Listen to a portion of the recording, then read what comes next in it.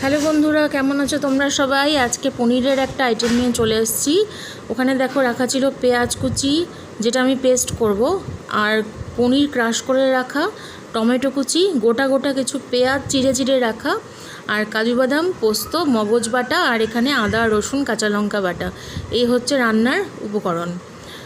এবার আমি কড়াইয়ে সর্ষের তেল দিয়ে তেলটা গরম হতে দেব। গরম হওয়ার পরে তেলের মধ্যে ফোড়ন দেব দারচিনি।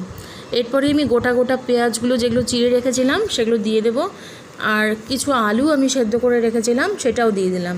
এবার ভালো করে এটা ভেজে আমি তুলে রাখবো। তারপর এখানে তেলের মধ্যে আমি দিয়ে দেবো আদা রসুন কাঁচা লঙ্কা বাটা আর টমেটো কুচি।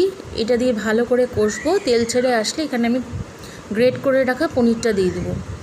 পনিরটা দিয়ে আমি ভালো করে এটা নাড়াচাড়া করব। নাড়াচাড়া করে আমি আলাদা ধনে গুঁড়ো দেবো। ধনে গুঁড়ো দিয়ে আবারও ভালো করে মিশিয়ে নেব। এরপর আমি আলাদা একটা কড়াইয়ে একটু সামান্য তেল গরম করে পেঁয়াজ বাটাটা ভালো করে কষিয়ে নেব। পেঁয়াজ বাটাটা ভালো করে কষে গেলে তারপর এখানে পনির, পেঁয়াজ, আলু সবটা দিয়ে দেব। দিয়ে ভালো করে মিশিয়ে এখানে দিয়ে দিব ফ্যাটানো টক দই। এবার ভালো করে নাড়িয়ে চাড়িয়ে রান্নাটা করব এবং দিয়ে দেব লবণ স্বাদ অনুযায়ী। এই পর্যায়ে আমি দিয়ে দিব সেই কাজু বাদাম, পোস্ত, মগজ বাটাটা দিয়ে ভালো করে মিশিয়ে নিয়ে স্বাদের ব্যালেন্স করার জন্য দিয়ে দেব চিনি।